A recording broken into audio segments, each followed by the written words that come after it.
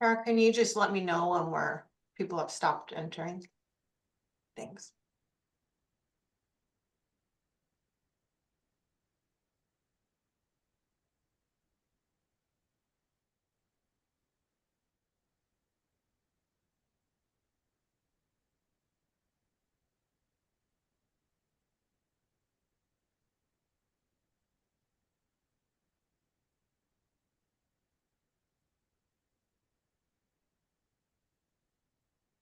Okay.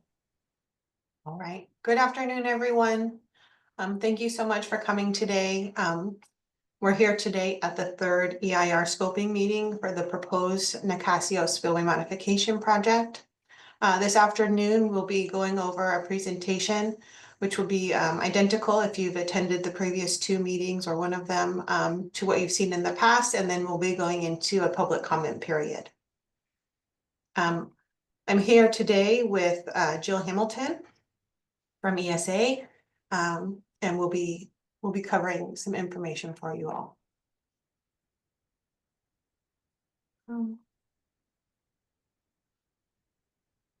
Tara, can you give me a thumbs up if you're seeing the screen? Okay, great. Thank you so much. So here we go. We're at the EIR scoping meeting, July 15th, for the proposed Nicasio Spillway Modification Project. Jill, do you want to talk about the purpose? Sure. Yeah, let me go ahead and get started. Thank you, Alicia. So on April 30th, Marin Water published a notice of preparation for the Nicasio Spillway Modification Project, or NOP. That document informs people that Marin Water intends to prepare an environmental impact report on the project pursuant to the California Environmental Quality Act, and is seeking input from regulators, members of the community, and any other interested parties on the scope and content of the EIR. The purpose of this meeting is to share information on the proposed project and provide context in terms of CEQA and the EIR process, and to hear from you regarding the issues you would like to see the EIR address. We invite you to share your thoughts on existing conditions, impacts of the project, and suggestions for alternatives. So on providing comments, you can share information on you can make your comments orally right after the presentation, or you can submit your comments in writing via email or to the address shown here. This information is also in the NOP, which is on the project's website. This presentation has also been posted on the website. Important to note that comments are due by 5 p.m. on August 4th, and that the comment period was extended 90 days in response to requests earlier in the comment period. So this slide just presents our agenda for the day. Alicia will begin by presenting an overview of the proposed project, and we'll talk a little bit about public outreach and what you can expect in the future. I'll present information on the environmental review process and the topics we'll be addressing in the EIR, and then we'll open it up to comments. So next slide. Thanks, Jill. So just to give some context of what Marin Water is and how this project came about. So Marin Municipal Water District is the potable water service provider to Southern and Central Marin County.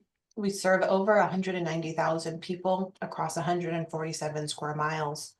You can see on the figure on the right-hand side, the lightest blue area shows the Marin MMWD service area. Also, we have 7 local reservoirs, 5 of which are located within the Mount Tam watershed, Phoenix, Bontempi, Lagunitas, Alpine, and Kent. And then there are 2 other reservoirs that are also in Marin County in northwest of the service area, Nicasio and Sulawuli reservoirs.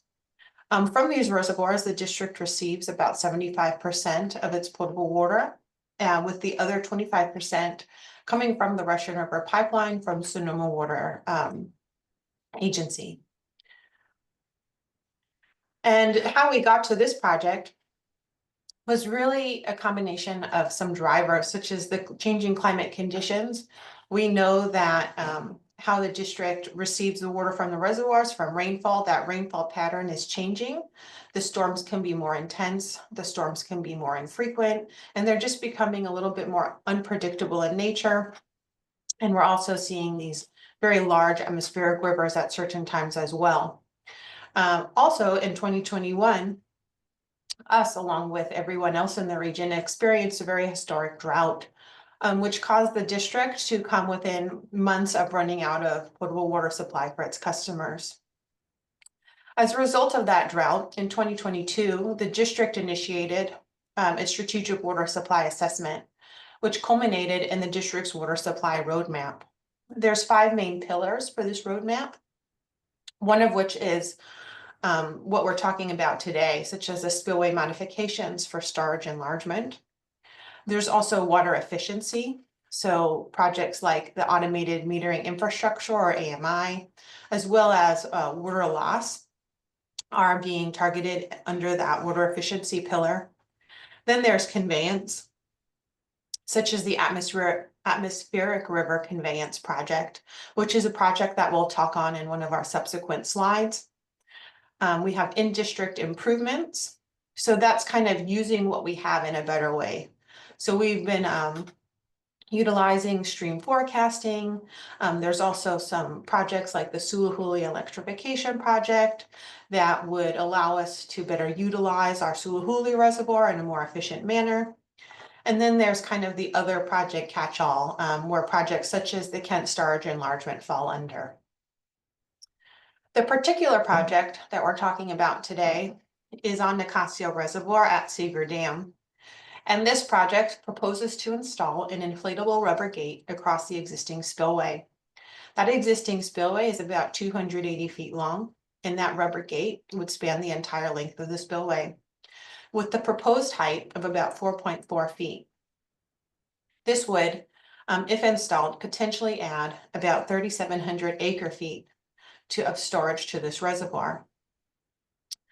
The inflatable rubber gate has been selected as the preferred technology for this project, really because it provides the flexibility to raise or lower the spillway gate at any given time. This project is not being designed such that once it is up for the rest of the year or permanently, but it really allows us, and we are developing an operations plan in conjunction with the engineering design to really spell out what that operations plan would be and show and commit to the flexibility of raising and lowering it. Moving on now to public outreach. We just wanted to touch upon some of the early engagement efforts that we've done as part of this project in support of this proposed project. Since this presentation was developed ahead of our May 22nd scoping meeting, and since then we have had numerous other meetings. But this just shows that we have been coordinating with the regulatory agencies, CDFW, the Regional Water Quality Control Board, Army Corps of Engineers, along with the Division of Safety of Dams, which is the regulatory authority that needs to approve our engineering design. We've also been giving board updates at the Marin Water Planning Committee. We've been giving updates as well as the Lagunitas Technical Advisory Committee meetings, 2 meetings earlier this year. We've also been meeting with the Nicasio Landowners Association, not just in April, but April, May, and June as well as the Nicasio School Board. It's really important to us to have continuous and transparent engagement throughout this project so that there's no surprises and everybody is aware of what's happening in regards to the development of this proposed project. We have heard of some concerns to date, namely the upstream concerns expressed by the local community. This is really pertaining to the existing localized conditions that the community is facing today, even without this proposed project, and the concerns of what the proposed project may do in terms of affecting those existing conditions due to the increased water surface elevation. and how the proposed project may affect properties or other local utilities, such as wells and septic systems, how it may affect the local school as well as the roads in that area. In response to this, the district is pursuing detailed hydrologic modeling of Nicasio and Halleck Creeks to really, from a data-driven perspective, understand those channel dynamics and localized flooding conditions. Downstream, we have heard some concerns as well. These are largely biological or from an environmental and biological resource perspective. We are pursuing fish studies that started at the end of 2024 to evaluate the habitat and wildlife presence of some of the endangered or critical species in that area and the critical habitat in that area. As well, not just of the Nicasio Creek, which is the 1 mile from the Seeger Dam to the confluence of Lagunitas Creek, but also in the lower stretches of Lagunitas Creek, so from the confluence to where it meets Tamales Bay. We do have some other scoping meetings as terms of next steps. We're at the July 15th scoping meeting today. And at the end of May, we gave our last board update to the planning committee. We do also and are committed to having regular meetings with the interested parties that I mentioned earlier, the agencies, the Lagunitas Technical Advisory, the Nicasio Landowners Association, as well as the school board. We had a very well attended community meeting on June 26th, hosted by the Nicasio Landowners Association, which was attended by our board ad hoc committee. And it really provided a very nice venue to hear some of the concerns that we've been hearing, not just through our public written comments, but in person as well. Now we're going to just step through like what the environmental process looks like. Thank you, Jill. So CEQA requires agencies like Marin Water to consider the environmental consequences of projects before they approve them, and to identify measures and alternatives to avoid, reduce, or otherwise mitigate environmental impacts. CEQA also sets forth a process for involving agencies and the public in the planning process through scoping meetings like this one, submittal of comments on the NOP, and review of the EIR. So Marin Water, as the lead agency, has the primary responsibility for complying with CEQA, but other agencies, like those that Alicia mentioned, also participate in CEQA, as does the affected community by providing input. So this slide presents an overview of the Environmental Impact Report, or EIR, process, and we're at the beginning on the left, the dark blue shapes shown there. Through this phase, we'll confirm the scope of issues to be investigated in the EIR. We're initiating studies to support those investigations, and as those investigations are completed, we'll start drafting the EIR sections, and that's depicted in the middle with the orange shapes. At this point, we don't know how long our studies will take, but once they're done and we finish the draft EIR, we'll publish that and circulate that for public review. So we'll hold more meetings like this one to present the findings from in the draft EIR, and we'll invite comments on that document. At the close of the draft EIR comment period, we'll then prepare written responses to comments, make any changes that are needed to the document, and publish a final EIR. After that, the Marin Board of Directors will hold a hearing to consider whether to certify the EIR, that it's complete and adequate under CEQA. After certification, the board can then decide whether to approve the project. If they approve the project, they'll be required to adopt the mitigation measures that are identified in the EIR as conditions of project approval. A number of other agencies also have authority over the project, and Marin Water would need their approval before it could implement the project. So this slide just lists the content that you find in an EIR, It gives you an idea of what you can expect. The executive summary is always a good place to start. It will identify all of the impacts and the mitigation measures identified to reduce those impacts, the alternatives considered in the EIR, and all of the issues that we'll be investigating. So we can go to the next slide. These are all of the issues that we will investigate. So for any one of these topics, there are a number of subtopics. So for example, for biological resources, we'll be looking at effects on terrestrial wildlife, as well as fisheries and wetlands, and wildlife corridors. So I do want to talk a little bit about cumulative projects. So Marin Water is also studying 2 other projects that would increase flows to the Nicasio Reservoir. As Alicia mentioned, the Atmospheric River Capture Project, which includes a pipeline between Sonoma Water System and Nicasio Reservoir. And that project would convey water from the Sonoma system to the reservoir and for use during dry periods.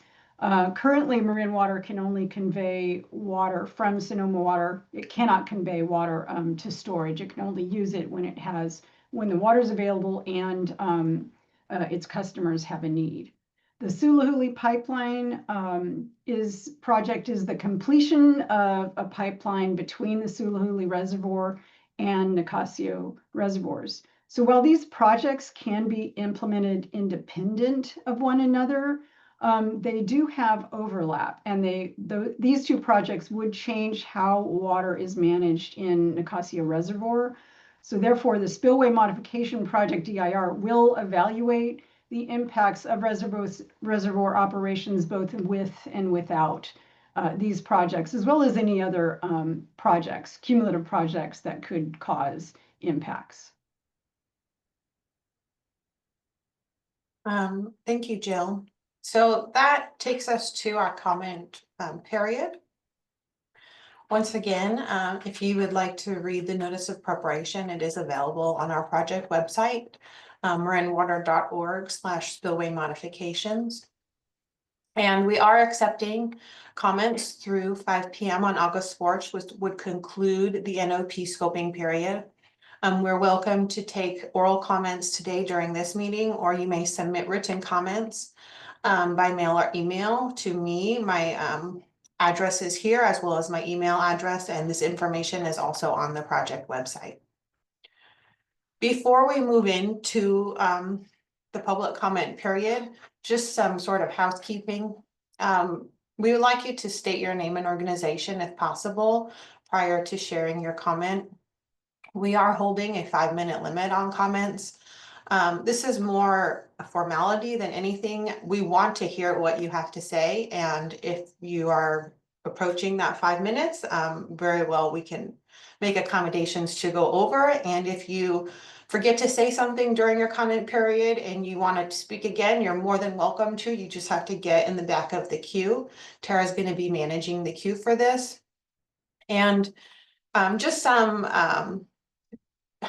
ways to provide helpful comments are issues that you would like to see addressed in the EIR, any kind of input on affected uses, resources, or utilities that you think this proposed project may affect, any suggestions for alternatives or measures to reduce the environmental effects that you think may be created by the proposed project, and any kind of comments on schedule and outreach. We do have a limited ability to respond to questions during this meeting, as we are looking to have the information be consistent across all of the scoping meetings. But we are here to listen to what you have to say. And just as part of the CEQA, all of the comments that we receive, both oral and written, would be part of the public record. And they would be as an appendix in the draft EIR. So with that, Tara, do you have hands? Yes, thanks, Alicia. Our first speaker is Monica S. Monica, I'm unmuting you. You may begin your comment.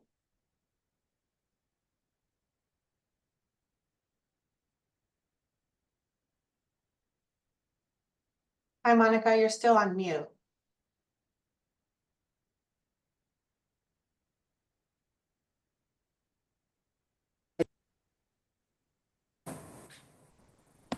Mike? You're on. Oh, we can hear you now. Okay. My name is Monica Siebold. I live in one of the 4 houses that in 1980 was planned for eminent domain for the same exact project that's been recycled. I'm here to speak today on the toxic methyl mercury and production of greenhouse gases proposed for our community. While you virtual signal on climate change protection, you must know submerging soil and vegetation with acres of water will cause anoxic microactivities that will convert inorganic mercury present in our soil to toxic methyl mercury. The surge of methyl mercury lasts years to many decades. It rapidly concentrates in the food web. Methyl mercury is neurotoxic with many illnesses and deaths, especially because it crosses placenta to baby.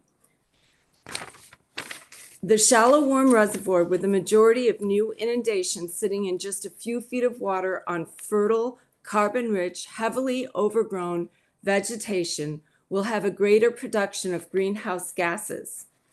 A 3,600 acre-foot increase of water inundation alone is equivalent or greater than burning 1.5 million gallons of gasoline yearly for 20 years, or the emissions of 16,000 cars for 1 year. A 3,600 acre-foot inundation can exceed the gases released by a fossil fuel factory per unit of electricity over a lifetime. A 26,000 acre reservoir, like the total of Nicasio's planned, releases emissions comparable to burning 1.32 million gallons of gasoline a year for decades. Marin Water would need to remove all vegetation of the surrounding lands, aerate the deep water, manage the water levels of inundation, limiting the flooding of vegetative areas during warm seasons, and well water would regularly need to be tested for mercury, methyl mercury, which is a specialty test that Marin Sanitary does not do on Marin Nicasio Reservoir, coliform bacteria, nitrates, arsenic, and iron. The 2 tests I could find on Nicasio Reservoir's fish both showed 1-to-1 equivalent that they were over the California limits of methyl mercury in the fish in the food web. Is Marin Water prepared for the expense of trying to stop the methyl mercury production and the greenhouse gases that this reservoir is going to present? And also, I would like to thank Marin Water District for sending out surveyors today at the exact time that you knew we'd be in a meeting and would be having difficulty stopping them from showing up on our property. You gave us no notice. Thank you. Thank you, Monica. Our next speaker is Michael S. Michael, I've unmuted you. You can begin.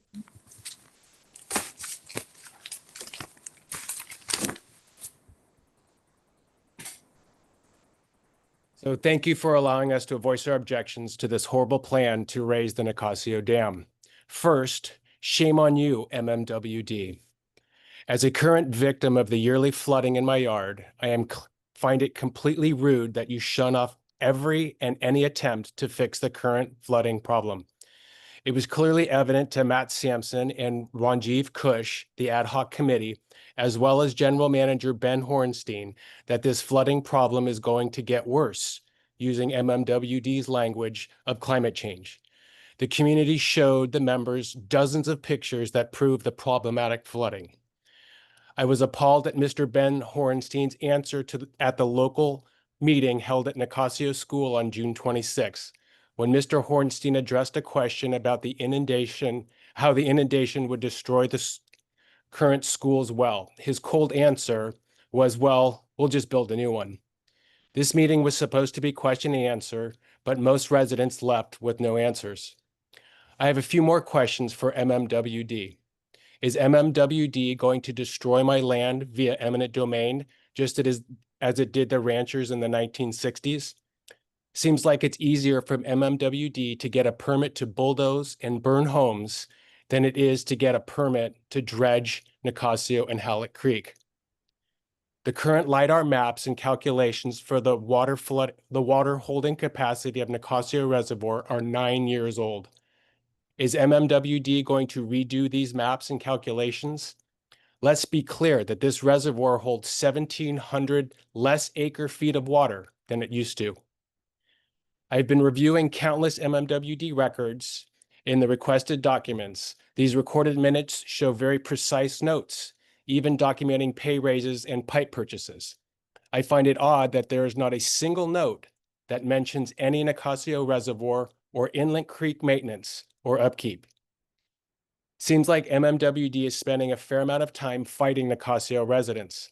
Do they spend as much or any time fighting their ratepayers to not water their fancy lawns and not fill their fancy swimming pools? How many leaking pipes is MMWD addressing, and how many gallons of water are lost through deterioration of such pipes? Fix what is yours before you destroy what does not belong to you. In going through the notice of preparation, is it just optics that are here to appease the people that voted for the board members? If it is, be honest. MMWD should just drop this project and save a lot of money. Lastly, shame on you because of you are currently destroying my home value just by near nature of this proposal exists. Shame on you for destroying the home values of my neighbors that live on the creek. Shame on you for not fixing the erosion problems that have been brought to your attention many years ago. Shame on you for not addressing the flooding problems that have been getting dramatically worse. Shame on you for even considering flooding a local school. Shame for the horrible neglect you show the current Nicasio Reservoir. Shame on you for being a bad neighbor and not being trustworthy. Shame on you if you go through with this project. Thank you. Thank you for your comment. Our next speaker is Casey. Casey, you can begin. Hi, before I start, Bill and I, this is Casey Breyer. Bill Breyer and I were very upset that we just had to chase away a bunch of surveyors down there that we had no permission to be on our property, and they were digging holes and planting stakes, and they absolutely did not have permission to be here. So we don't appreciate that at all. But I did want to read something that I wrote. We are still very much advocating for clearing, dredging, and maintaining the creeks and the reservoir. In reading all of the MMWD board minutes from 1960, it was clear then that there was considerable interest in outside companies purchasing gravel, sediment, silt, etc. from the dredging. It seems that would still be possible today and be advantageous to MMWD. We also wonder why you can't use the materials to fill in around the reservoir in the low spots or create a new hill on your own land. In reading the grant easement, MMWD settled with the Ferguson property next door, which is 4749 Nicasio Valley Road. In 1988, it states, quote, "The easement granted herein is a right of use and occupancy and a right to continued possession for the purpose of using any or all of said property encompassed by said easement for storing and impounding water in connection with the operation and maintenance of Nicasio Creek and Reservoir, installation of riprap and rock, grading, excavation, removal of material therefrom, deposit of soils thereon, and any other work attendant upon maintenance of the stream bed and banks of Nicasio Creek in the area within said easement as may be necessary from time to time to assure the free flow of water and to control the prevent of erosion within Nicasio Creek," unquote. It seems Marin Municipal Water District's intention was to maintain the creek into the future, but nothing has been done since. In order to resolve many of the contentious issues of the creekside landowners, MMWD should remove the sediment from the creeks that have built up due to the creation of the reservoir. This would reduce the current and future flooding and be consistent with MMWD's stated policy of not violating the 100-year FEMA flood plan. There was a report done called Reservoir Sediment Management, Building a Legacy of Sustainable Water Storage Reservoirs, National Reservoir Sedimentation and Sustainability Team White Paper dated June 12, 2019. It's a 57-page report that is very much worth reading, but the highlights that I took out of even just the first 8 pages was it discusses the vast majority of the nation's water storage reservoirs were constructed decades ago, and since construction, they have been trapping the sediment from the land surface of the upstream watershed and carried downstream by river flow. Without active management and continual accumulation of sediments gradually replaces the storage volume in a reservoir, which risks ultimately rendering the reservoir useless for capturing and storing water. They discuss various ways of sustainable sediment management planning, the first being to reduce sediment yield from upstream, the second to route sediments, maintain, transport, minimize deposition, and the third being to remove and redistribute sediment deposits. I would encourage you, if you haven't already, to read this 57-page report and plan now and in the future to maintain the creeks and the reservoirs. Thank you. And please don't let your guys come on our properties without our permission. Thank you, Casey. Our next speaker is Hunsaker. You may begin. It's Marcel Houtzager here. I own Black Mountain Ranch, which is quite a bit larger than your reservoir and is immediately downstream from it. And I noticed that earlier in your presentation, you say that there's been outreach, but there has not been any outreach to us, nor to our neighbors across the street, the Gallagher Ranch, nor to the folks downstream from us. So I don't understand why that is. So that's my first question. Like, why would you not reach out to the people that abut your reservoir and that are downstream from this proposed project? That's the first thing. The second thing is that it's my understanding that a CEQA process is concerned with the things that you mentioned on your slide, but it's also concerned with public health and safety issues. And I didn't see that on your slide. And that is the set of issues that the downstream neighbors are concerned with. So for example, the rubber collar solution, and I'm not an engineer, I'll say that up front, but it appears to be the cheapest and flimsiest solution that you can come up with in order to store more water in the reservoir, if that's what you want to do. Using concrete is more expensive, but it gives you a chance when there is a failure, not just a chance, but when there is a failure, it's more likely to be a gradual failure. So you'll get a crack in the dam and you'll know to lower the water level and you have time to fix it. But with a rubber collar, it's kind of a binary thing. It's all or nothing. If it fails completely. And if it fails completely, and let's say there's 3 feet of water behind this collar, not 4.5, what that would mean, my rough amateur calculation, is that you would get a surge in water coming down the creek that would be approximately 3 times as big as the flood of 1982. And during that flood, a chunk of the Point Reyes Petaluma Road was underwater. So if we just take that times 3, there would be a very significant problem to property and to people's lives, frankly, especially if it happened at night.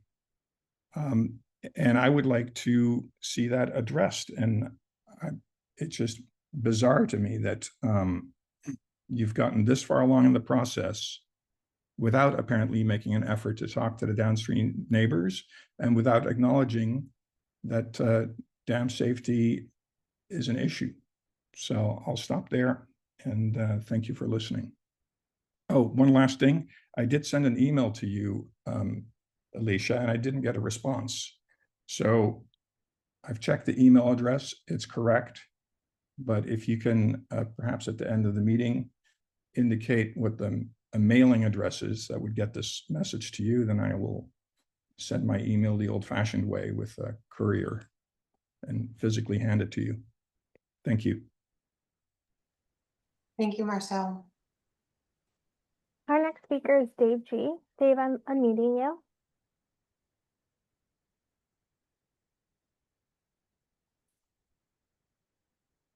Do you mean Dave Goals? Okay. Yeah, thank you for hearing us. We really appreciate these meetings. I'd like to set forth concerns about the community and the social aspects and the impact of the Nicasio Spillway project, specifically regarding Nicasio School. Nicasio is an unusual community. Our 600 residents live in approximately 250 dwellings spread out over 37.22 square miles of land. This consists of rolling hills, dense forests, and agricultural land. Much of Nicasio is used for farming and ranching. We're living in nature here, and it doesn't come with any kind of infrastructure that other towns and cities in Marin County have. We have the following organizations. We have a volunteer fire department, ladies auxiliary, a landowners association, a historical society museum, a design review committee, a school district, the school district board of directors, publicly elected, a K-8 school, and a school foundation. Most of these organizations were created and are funded and operated by volunteers, giving Nicasio similar infrastructure to the incorporated towns in Marin. Nicasio School was created by this community in 1862 and has been nurtured and enhanced ever since by many thousands of volunteer hours. It is a testament to what can be accomplished by the residents of a small town. Nicasio School District operates the school with a board of directors elected by the residents of Nicasio in general elections. The townspeople attend board meetings and take an active interest in the operation of the school. Nicasio School is staffed by dedicated professionals who understand and appreciate that it is the product of a dedicated community and thus unique and precious. The school's mission is enhanced by community volunteers who run the Nicasio School Foundation, which raises funds for enrichment programs in language and the arts. As a parent, I can attest to the excellent education our children received. Nicasio School is one of the jewels of our town. The Nicasio Spillway Project threatens Nicasio School's very survival by raising water levels to allow standing water at all times of year, as the MMWD inundation maps show. This stagnant water would be unacceptably close to the buildings and grounds where children are present, leaving no allowance for flood surges. Furthermore, this kind of standing water is an attractive nuisance to the school children and a breeding ground for mosquitoes, which are disease vectors. These risks are unacceptable. Marin Municipal Water District has a record of neglect, abandoning the practice of dredging the sediment buildup. Even if this project does not go forward, MMWD must be held accountable for lack of creek maintenance. Now that the creek banking has eroded right up to the school fence, there's a real danger of flooding the school grounds in the next big storm. It is irresponsible to promote the raising of the dam before the current negligence is corrected. I strongly urge you to consider the social and community damage that would be done by the Nicasio Spillway project and end it permanently. Thank you. Thank you, Dave. Our next speaker is Amy M. Amy, you can begin. Thank you. My name is Amy Morse, and my family and I have lived in Nicasio for over 40 years.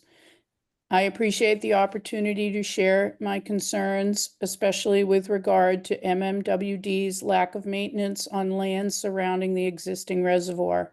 By proposing to raise the dam, MMWD has put the spotlight on several ongoing issues. I have seen the photographs and videos of flooding at Nicasio School and on my neighbors' properties along Nicasio Creek. I have watched with my own eyes as the playground at the school was inundated in 2005 and again in 2019 and again in 2023.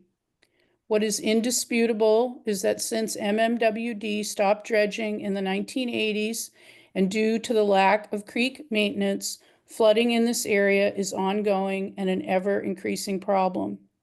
Because of the buildup of gravel deposits, the creek has become significantly shallower and wider, which has caused obvious, pronounced, and undeniable erosion of the banking, especially along the school playground fence. As a landscape professional and a parent volunteer, I have been associated with the school since the 1990s. I have personally seen the accelerated rate of erosion. I used to walk along the banking just outside the school fence to clear poison oak that was poking through onto school property. Now there is literally no banking left. The 10-foot buffer between the creek and the fence is completely gone. The chain link fence that separates the playground from the creek is now in danger of falling into the creek. The erosion of the banking has historically been a slow process, but as these gravel bars are growing larger every year, this bank erosion is accelerating and undermining large trees which are falling into the creek, further impeding stormwater flow. There is no longer any scouring action to move the sediments along. Each year, the problem continues to grow worse. MMWD has done zero maintenance on Nicasio Creek since the late 1980s to maintain clear channel flow. Now that you have seen Monica Siebold's dramatic footage of the flooding on her property, the videos from the flooding at Nicasio School in 2019 and 2023, and have viewed the presentation showing the increase in gravel deposits behind Matt Pickett's house, seen what has happened to Casey and Bill Breyer's yard, and have heard Doreen Shiro's observation of the flooding on her property, how can you ignore this flooding reality and proceed with the proposal to raise the dam? And this is not the only problem that MMWD's lack of maintenance has created. At the dam end of the reservoir, the problem is just the opposite. There is too much scouring action going on in the area right below the spillway. It has been discovered that on the road that MMWD shares with the residents of the Laurel Canyon Indian Hill neighborhood, just above the dissipator basin, there is severe banking erosion caused by the large volume of outflow at the spillway. The curbing on the road has fallen down the steep embankment into the creek. The edge of the road has slid away and is being undermined. The 37 residents are in danger of losing the only access to their neighborhood, and MNWD itself will lose access to their pump house. Just last week, when a few neighbors were inspecting the damage to their road caused by this erosion, a fully loaded 10-wheeler dump truck and 5 Marin County Fire big rigs just happened to converge on the road at the same time. The drivers had no idea that if their wheels were just a bit closer to the edge, the road would have given way and they would have rolled right off the cliff. Residents have complained to MMWD about these exact issues: flooding where the Nicasio Creek enters the reservoir and erosion below the spillway where the water exits the reservoir. How is it that MMWD can ignore its duties to mitigate the problems that are being caused by the existing dam?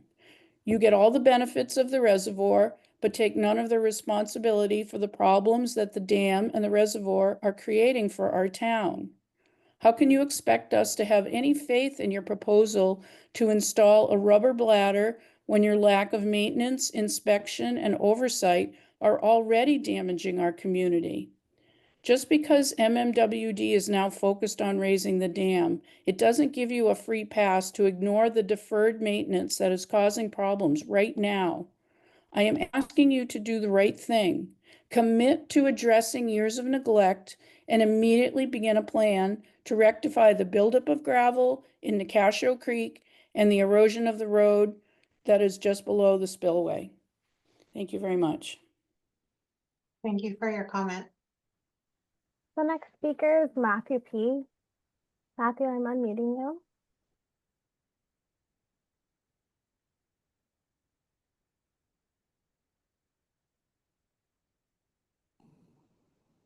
Can you hear me? Yes. Okay. My name is Matthew Pickett, and I am a board member of the Nicasio Landowners Association and a board member of the Nicasio School. And my request today is simple. As part of the EIR, MMWD must conduct and publish a rigorous quantitative analysis of this project's true benefits to ratepayers. Thus far, our community members have clearly articulated the project's extensive social and financial costs to us. However, MMWD has failed to adequately define the benefits that they're seeking. The metric MMWD has presented in its press releases about this project, acre feet of potential wet year capture, is misleading. It's not a measure of resilience. The only metric that truly matters to your customers is the net dry year yield, the amount of water this project would deliver during a sustained multi-year drought after all losses are accounted for. And you already have the tools available to calculate this. Your own 2017 report entitled Water Resources Plan 2040 details extensively a quantitative model of your entire water system. I am formally requesting that you use this model to simulate a 4-year drought and publish the expected dry year yield from this project. As you conduct this analysis, there are 3 critical issues also highlighted in your 2017 plan that must be addressed. First, the fundamental downside of storage in Nicasio Reservoir itself. Figure 916 of your report shows that evaporation from Nicasio Reservoir can reach 500 acre feet per month. This is an immense loss. To put it in perspective, it's nearly double the evaporation rate from Kent Lake, which holds 50% more water. Nicasio Reservoir is shallow, wide, and warm, features that are fundamentally inconsistent with the goal of long-term drought storage. Expanding its surface area will only make this problem worse. Second, your model is calibrated with outdated data. The model's evaporation data is based on a 1997 paper, and its inflow data ends in 2009. We are now in a hotter, drier climate. Your own data proves this. Figure 9.2 of the Water Resources Plan show that your model is calibrated to data taken over 1992 to 2009, when the reservoir failed to spill only once over 17 years. However, the same reservoir has failed to spill in at least 4 of the last 12 years. Using obsolete data will provide a wildly optimistic and inaccurate benefit analysis. Third, the proposed inflatable barrier is far less effective than advertised. Most of the water that spills from the reservoir does so during major storms. This is precisely when, for flood safety, the barrier would have to be lowered. This means the dam can't actually capture the peak flows. It can only capture the tail end of late season runoff. The 3,700 acre foot figure that's purported as a benefit is only a theoretical maximum, not a realistic operational yield, even during wet years. Our community is being asked to sacrifice our land to inundation. Our school is being put at risk, and we are all being asked to accept increased flood danger. For what? MMWD has not yet provided a credible, data-driven answer to that question. Before you ask this community to bear the significant and permanent costs of this project, you have a non-negotiable duty to prove its benefit. Thank you. Thank you, Matt. The next speaker is Elizabeth P. Elizabeth, I've unmuted you. Hello, can you hear me? Yes. Great, thank you. Hi, my name is Elizabeth Patterson, and I have property that is along Nicasio Creek, and it would be experience inundation under the project that is proposed here. It would be impacted.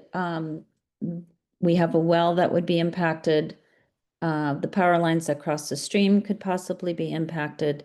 And also some valuable agricultural land would be inundated and less useful.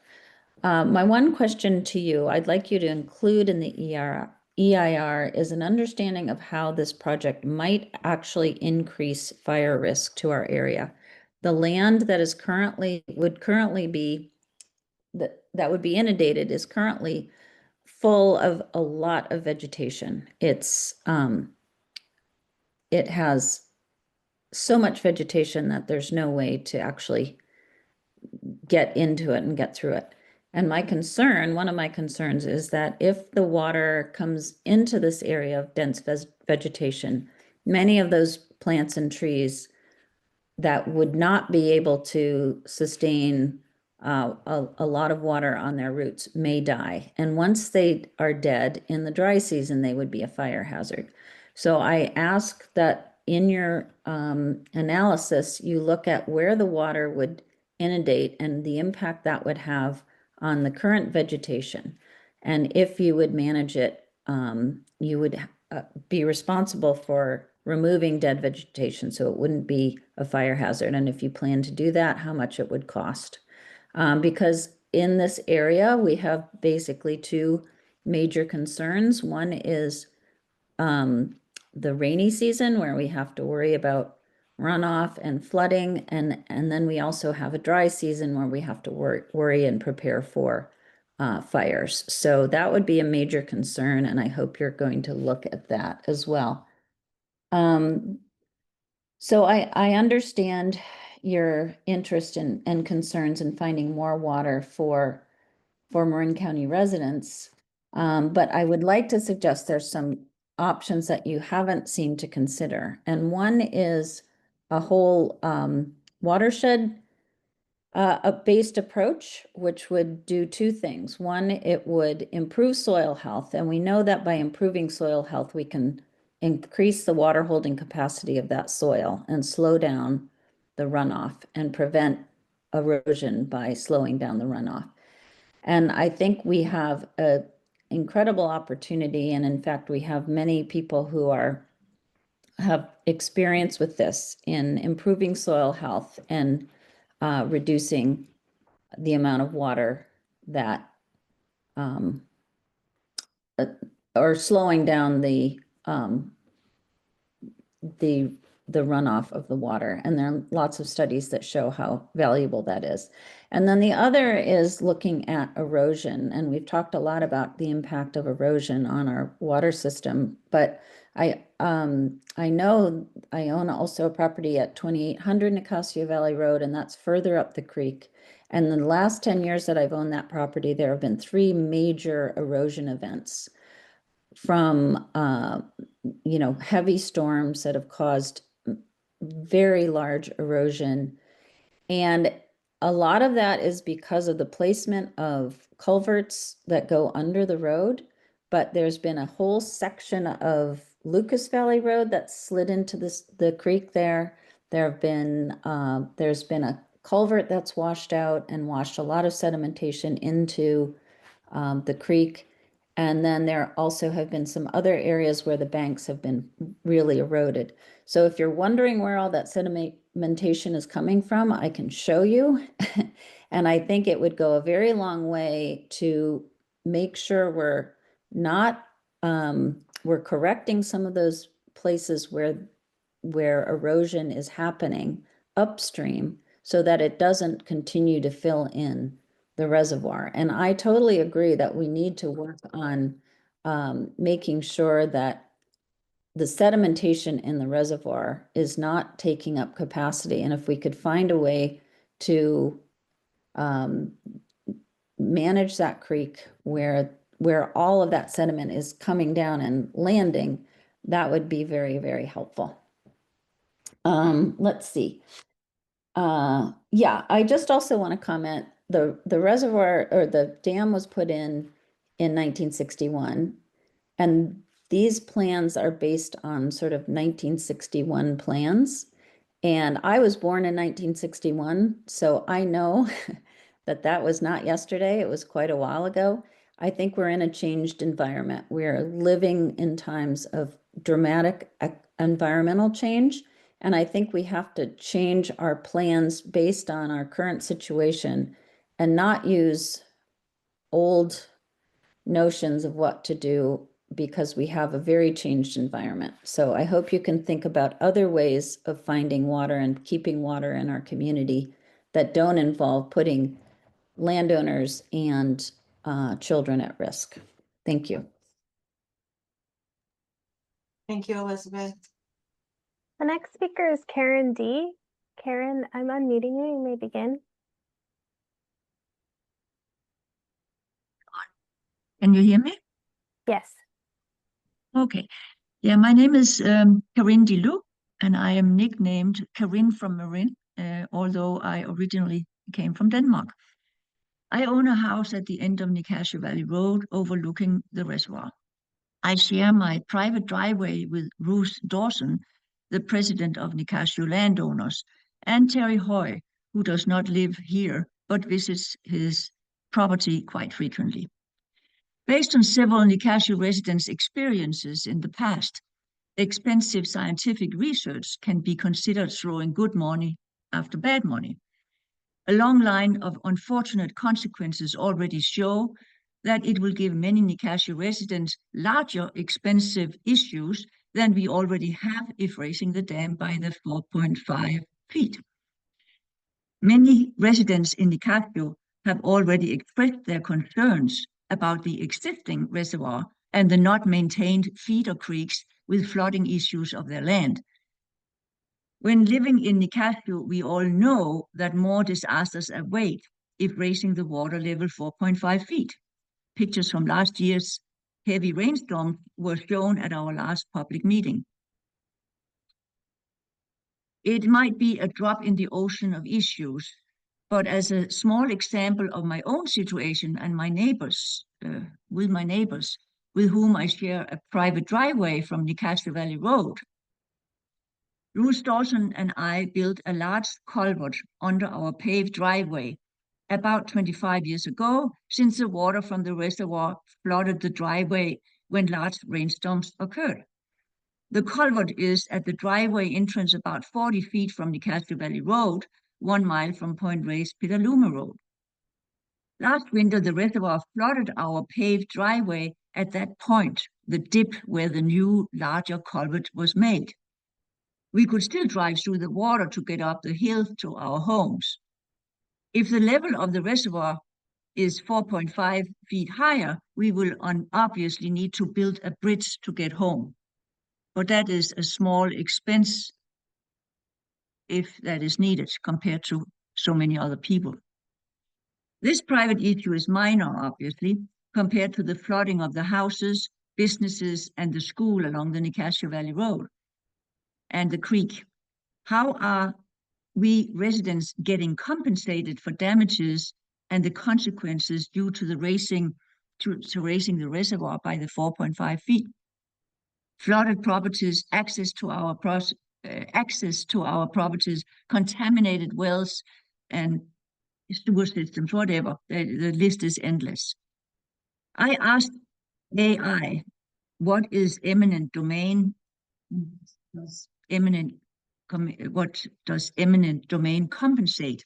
And got this answer, which is directly taken from the computer. Eminent domain. The property owner is entitled to receive just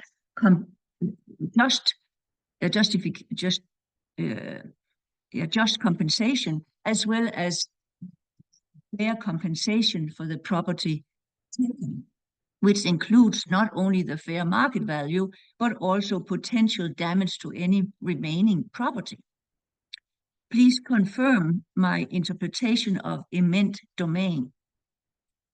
If you raise with my following statement, if you raise the water level 4.5 feet, the potential damage is indeed the case in regards to our driveway situation, since we will be unable to drive home, thus taking our property unless you make a bridge for us to get home.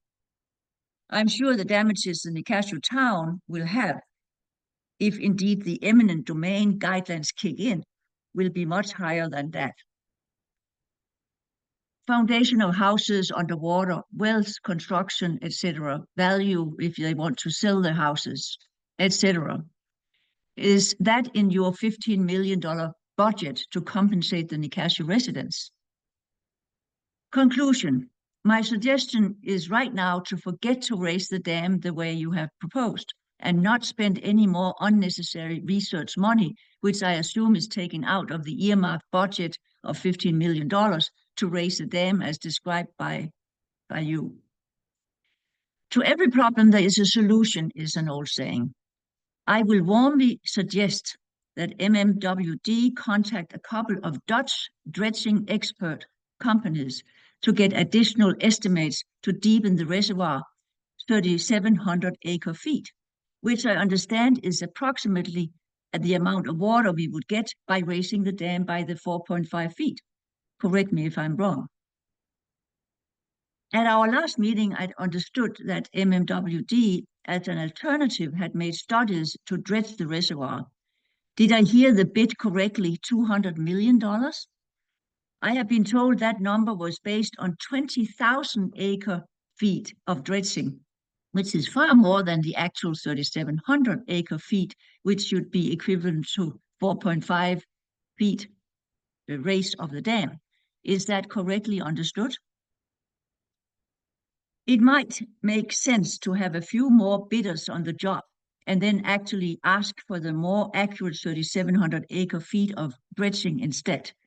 The bid should, of course, also include the dredging of the two feeder creeks, Hallock and Nicasio Creek, and then maybe a separate bid for yearly maintenance after the big job is done, just in line with what is done in the Netherlands. I understand that MMWD, in fact, did maintain the feeder creeks until the mid-1980s, but neglected to continue dredging and repairing the creeks. Silt and debris have now built up in the creeks, as well as still being transported by the creek water to also slowly fill up the reservoir floor. That has been mentioned in previous presentations. This has caused flooding several places and issues for, among other, the school's well water quality and maybe also other wells along the creek. That was my understanding from the last meeting. I'm not an expert in waterways, but believe firmly that prevention is better than cure. I heard that again and again in my Danish childhood. Dredging the creeks and the reservoir, making repairs of the two creeks which feed the reservoir, is similar to what they do in the Netherlands every year.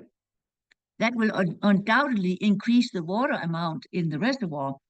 The rivers in the Netherlands have obviously a lot larger scale than our reservoir project, but the basic principles are the same.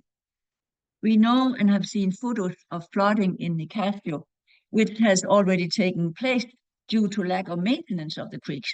So we know it will be a major disaster for many Nicasio residents if you go ahead with your $15 million bid or estimate, or wherever the $15 million come from. Not sure where that number has come forward to raise the dam, unless all other factors have been dealt with first and prepared properly and included in the budget. The maintenance of the two feeder creeks, Hallock and Nicasio Creek, has been completely neglected. Earmark some of the $15 million to clean those waterways up. It is my understanding from the Dutch experience that alone will also increase the water flow quite a lot and improve the water quality as well, also in the wells. Dredging of the creeks and deepening of the reservoir yearly is needed to avoid future disasters for Nicasio residents. My suggestion is that MMWD learn from the Dutch, who have tremendous experience how silt and clay particles can impede the flow of their river water. The lack of regular maintenance on dredging of Hallock Creek and Nicasio Creek over many years has caused flooding and subsequent costly and private labor and time consuming issues for Nicasio residents and the school to repair. The Netherlands is situated in a river delta with a significant portion vulnerable to flooding. The country is also under sea level, and saltwater can spoil the agricultural landscape if not dealt with. They have a tremendous amount of experience worth learning from, and it would not surprise me if they can do it a lot cheaper and more efficient than the bid you got to dredge, which was based on a lot larger amount that we need dredging to get the same amount of water. Dredging is essential for maintaining and deepening the waterways. The silt which be dredged may be excellent fertilizer for the farmers, I was told, or it can be left on the reservoir's shores, which already belong to MMW anyway. Preventing siltation, learn from the Dutch. Water management and quality I understand that dredging can help maintain optimal water levels in the feeder creeks and prevent siltation and even also manage the groundwater table. It can also contribute to improving water quality by removing contaminated sediments and facilitating water circulation. That is the situation in the Netherlands. Rivers like the Rhine, Schelde, and Meuse deposit large amount of silt and clay particles in the Dutch delta, which can impede water flow and navigation if not regularly removed. The Nicasio Reservoir and the feeder creeks will of course be a minor project compared to the situation and dredging projects in the Netherlands, but I trust those experts are worth consulting and maybe get estimates to also maintain dredging the Nicasio Reservoir once the big job is done. I suggest earmarking some of the research time, budget, and funds to find other and maybe also affordable solutions than raising the dam if you decide to go ahead. Otherwise, forget it. Thank you for listening. I look forward to your response and answers. And I will send this by email to you, Alicia. Thank you, ma'am. Our next speaker is Robin B. Robin, I'm unmuting you. You may begin your comment.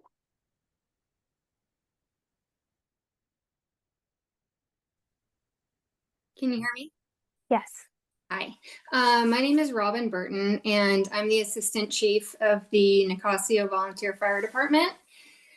As we've heard from multiple residents, Nicasio has experienced flooding issues during every atmospheric river.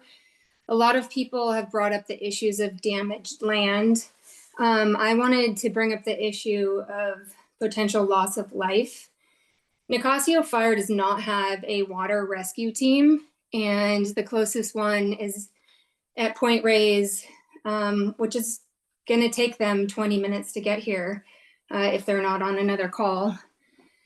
When Nicasio Valley Road and Nicasio Creek Road are underwater, it's really disorienting, and it's impossible to know where the road is.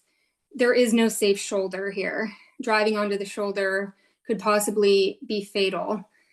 Last year, there were 2 close calls in Point Reyes by Platform Bridge where that very thing happened. And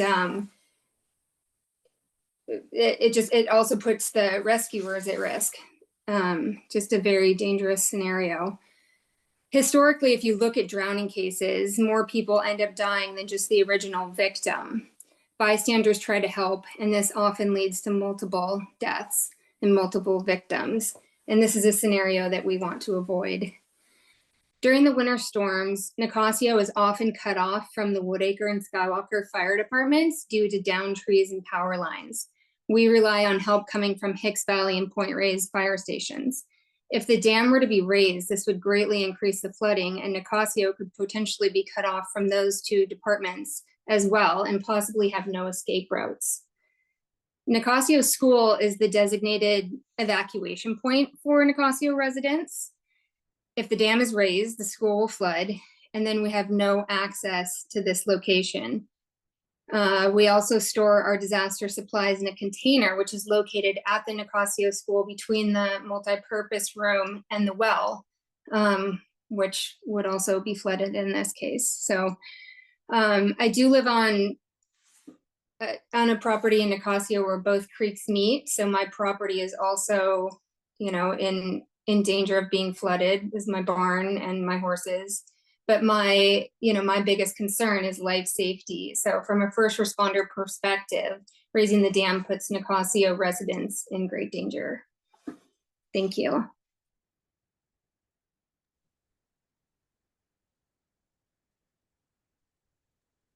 Thank you, ma'am. The next speaker is Mark S. Mark, I have unmuted you. You may begin your comment.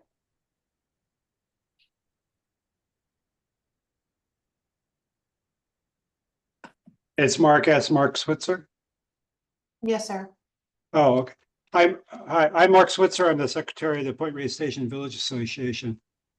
And I just want to lodge 2 points. One, that thanks to our neighbors in Nicasio, we have been informed at our our membership meeting last week about this issue, which the association was completely uninformed about, and there's been no notice whatsoever regarding this scoping process.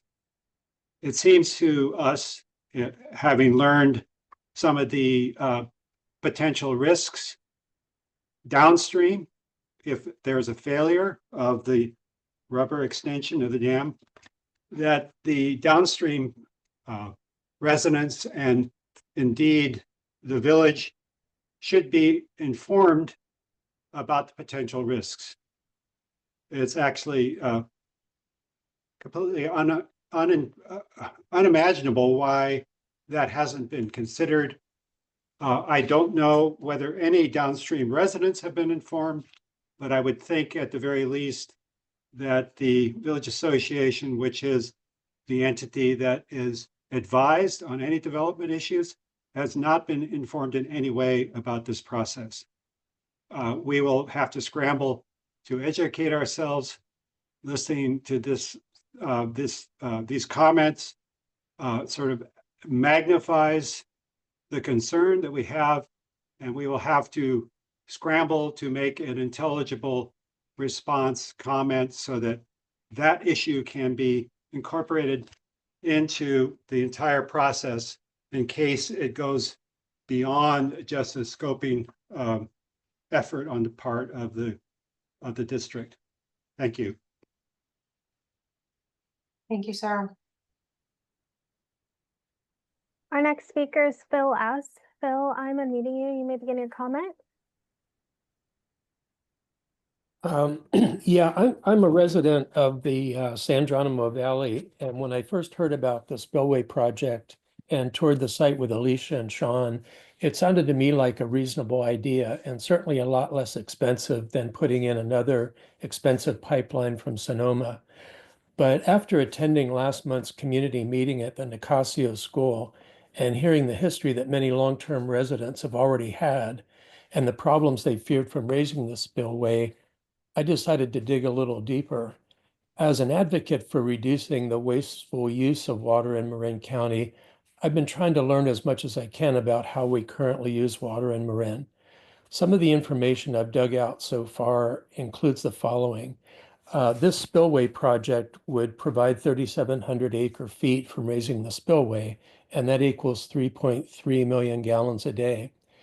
In all of Marin County, residential use in this year is 18,000 acre feet or 16 million gallons a day. According to the district website, we use 40% of our potable water outdoors. That's 7,200 acre feet or 6.4 million gallons a day. And that's almost double the water that would result from raising the Nicasio Spillway. As we're all aware, we have 4 tiers of water usage. The highest tier, tier 4, is for those customers who average more than 1,000 gallons a day, while the majority of our users who are in tier 1 average less than 200 gallons a day. One of our Marin Water Board members has neighbors who have $14,000 bi-monthly water bills, which means they're averaging 5,000 gallons a day of potable water on their landscaping. So the potential for saving water through less wasteful use of potable water is definitely there. If we could save half of our outdoor potable water use, either through conservation or by using recycled water rather than potable water, it would eliminate the need for raising the spillway. And that's residential use, which is about 75% of our potable water use. The other 25% is sold to irrigation customers, institutional customers, and commercial customers. That 25% is equal to about 6,000 acre feet or 5.4 million gallons a day. I don't know how important it is that these non-residential customers use potable water for their requirements, but I think it would make sense to get that data and answer these questions before proceeding much further. I'm not sure we'd have to wait for a SQL analysis to answer what are some pretty simple questions. And finally, I'd like to thank district staff and ESA for providing these forums and listening so carefully to input from a remarkably well-informed Nicasio community. Thank you, sir. Our next speaker is Jeffrey B. Jeffrey, I'm unmuting you. You can begin with your comment.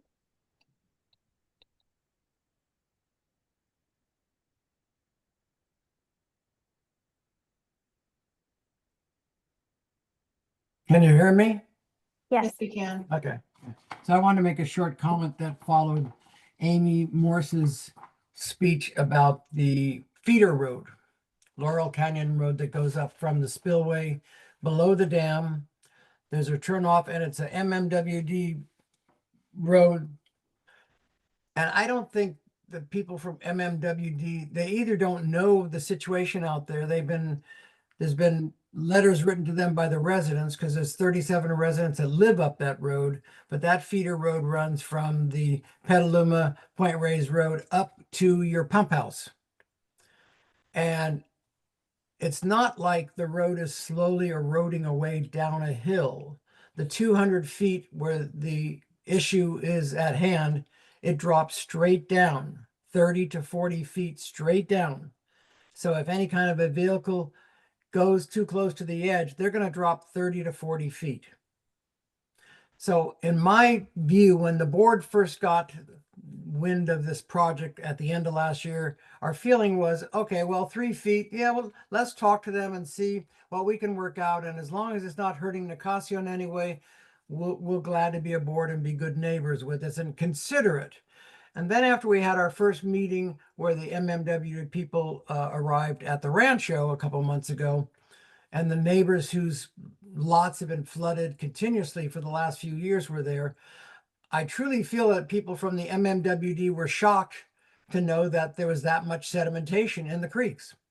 You know, you had gone through this whole plan of how much you're going to raise the bladder, how much water you're going to save, blah, blah, blah. But I don't think you were aware of the devastation that you've already caused. And our problem now as a community is even if you scrap your plan, that's not going to be the end of this. You have damaged this community, and it is your responsibility to put it back the way it was. And legally, that's what's going to happen. And I think if you go to the other side below the dam and take a look at that road, that might cost about as much as your dredging to fix that road. I'm not sure how you can replace it, but take a look at that road, send some of your engineers out to see Laurel Canyon Road, because it probably will be equal to the amount you're going to have to spend on dredging at the other end. And then this 15 million fantasy number that you started with, I think after a while, you're going to start seeing it go on 40, 50, 60, 80. At a certain point, the MMWD board is going to have to say, do we want to spend this kind of money for what we're getting out of it? And the answer will be no. Thank you. Thank you, Jeffrey. Our next speaker is Ruth D. Ruth, I'm unmuting you. You may begin your comment. Great. Can you hear me? Yes. Super. My name is Ruth Dawson. I've lived on the reservoir in Nicasio for over 25 years. I'm also currently the president of the Nicasio Landowners Association along with Jeff. Last week, there were 4 storms within the US that were considered 1 in 1,000 year storms. So that was 1 in 1,000 year storms with extensive flooding from extreme inundation in a short period of time. As someone who lives on Nicasio Reservoir, I've seen the increase in these storms, both in the intensity and volume, and also in the inundation in a short period of time. Given the current situation and the trend in the changes for the worse for flooding, the operation of the dam, or the new proposed dam, is of great concern for both upstream and downstream impacts and lives. Where will you be getting your weather data that will determine when to lower the inflatable dam? What are the implications of reduced staffing at NOAA on accuracy of weather data? Will the weather data be monitored 24/7? How will the decision be made to lower the dam? Is human involvement involved in the decision?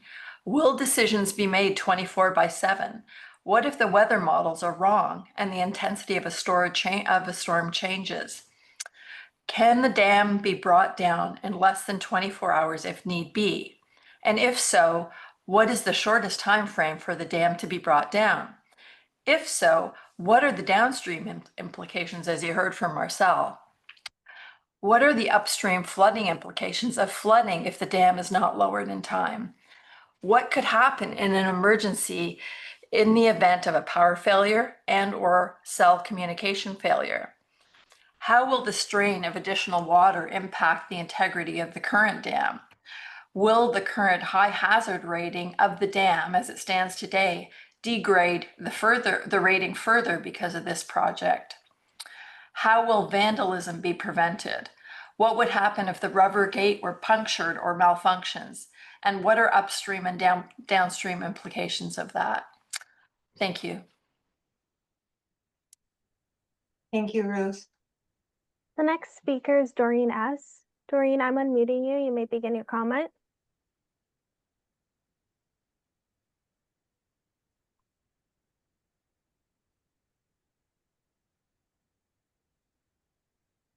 Can you hear me now? Yes. Yes, ma'am. Okay, this is Doreen Shiro, address 4749 Nicasio Valley Road, 94946. Hello.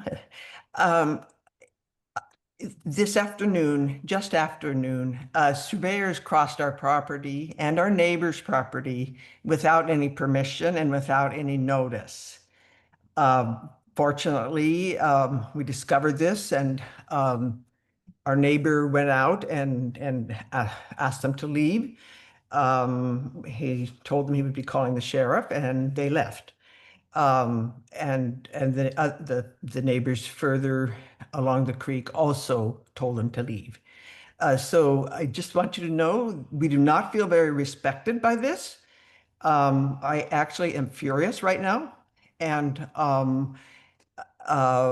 if you want our lawyers involved, sooner than later, this is how you do it. So that's a very, we have trusted you. We have wanted to work with you in ways that we could, and this is just not appropriate. So you may not have been aware, I bet you hired them, and they were there to survey for you. They did leave some posts in the ground, which we have a photo of, and we expect that you will not use any information that these surveyors gathered today. That's the end of my comment. Thank you, Doreen. There are no further comments unless anyone else would like to make a comment. Oh. Dick T, I'm unmuting you. You can begin with your comment. Yeah, hi. Thanks for holding this event today and letting us speak about the project that you're planning. I just have a few items here that I'd like to go over. Some have already been covered, but I'd like to go over them again. Like, for instance, several people have mentioned your inflatable dam, and my concern is if it's eventually destroyed by vandals or suffers a catastrophic failure, will Point Reyes Station experience a 4-foot tall tidal wave coming down Lagunitas Creek? What can be done to protect the inflatable dam from damage and to protect downstream residents from flooding?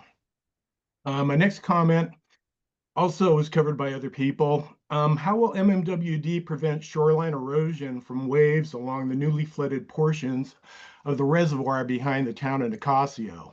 I mean, during high winds, there are actually white caps on the lake.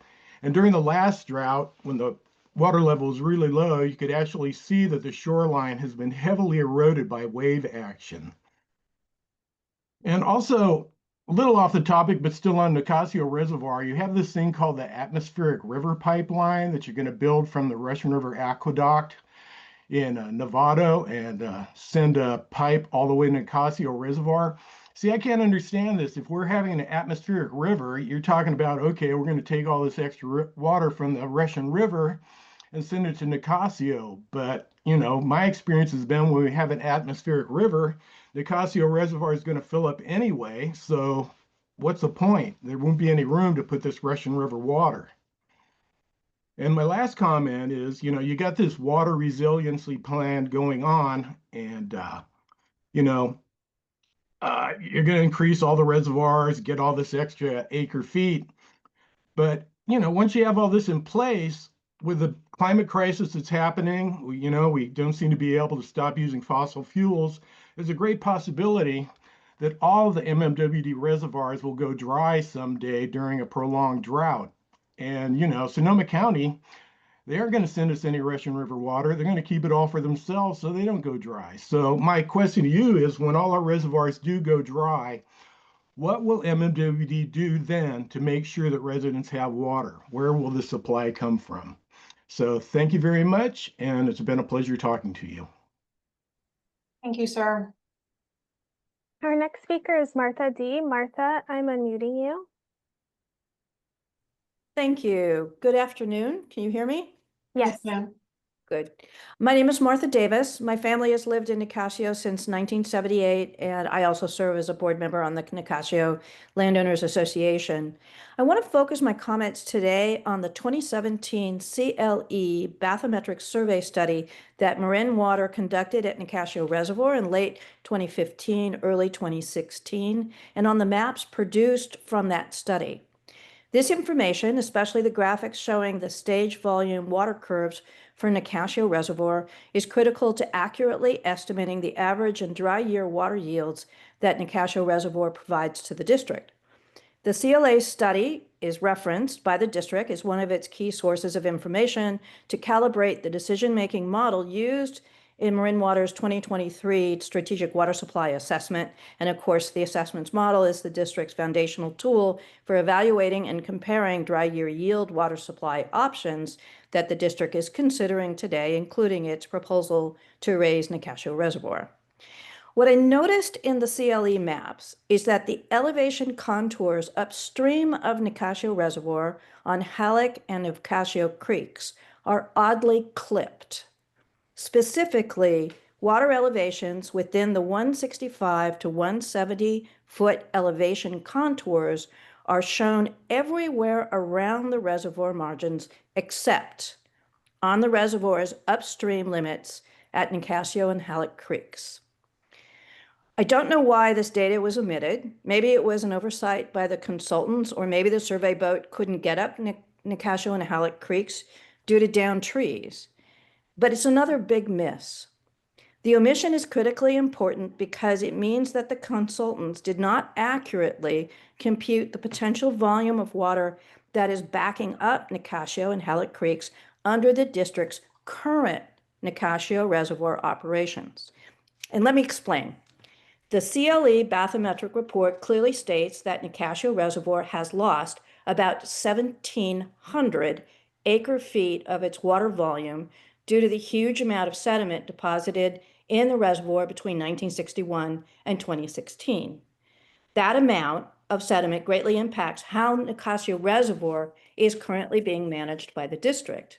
According to Table 1 on page 2425 of the bathymetric survey, the original 1961 water level for a full pool in Nicasio Reservoir occurred when the reservoir held 22,430 acre feet, which is the limit of the district's current water storage right.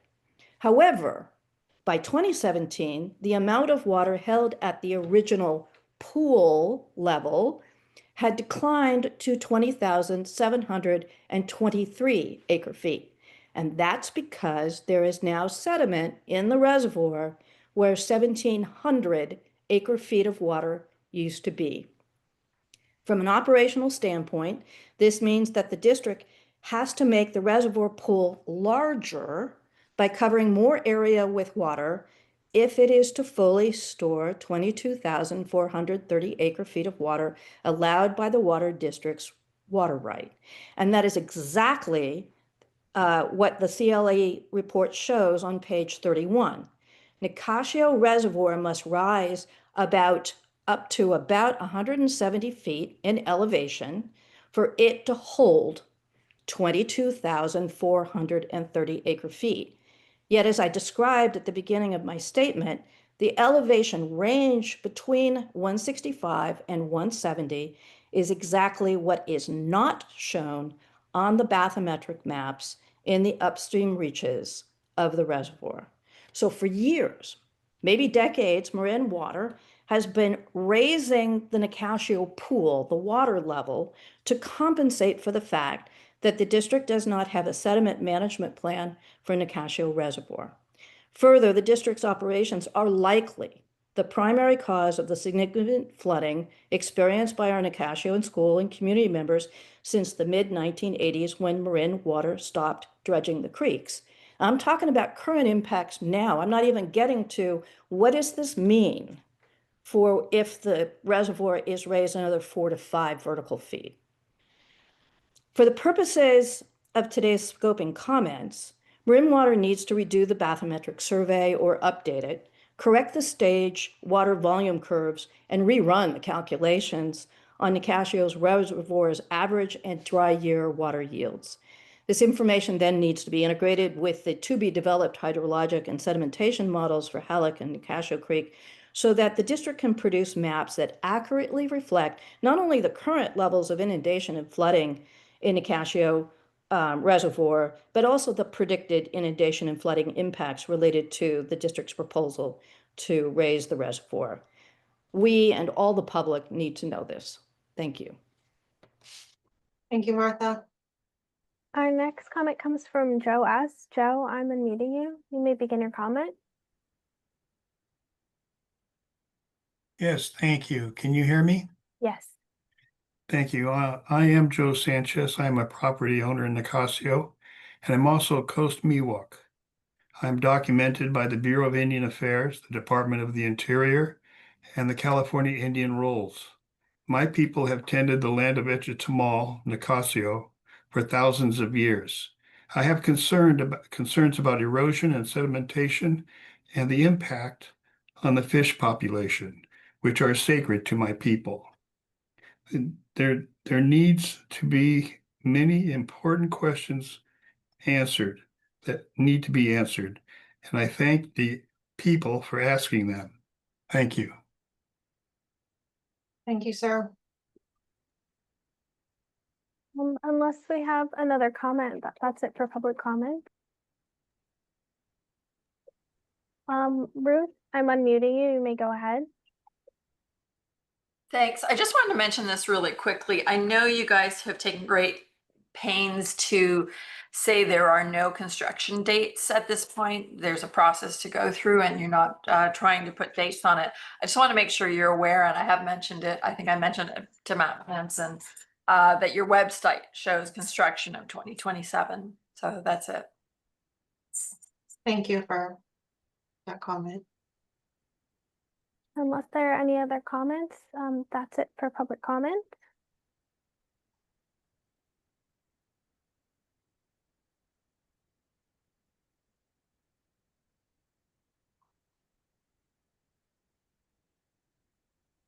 Any comments, Tara? No further comments.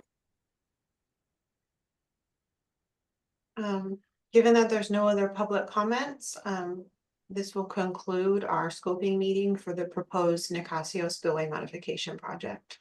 Thank you all for attending today and thank you for your comments.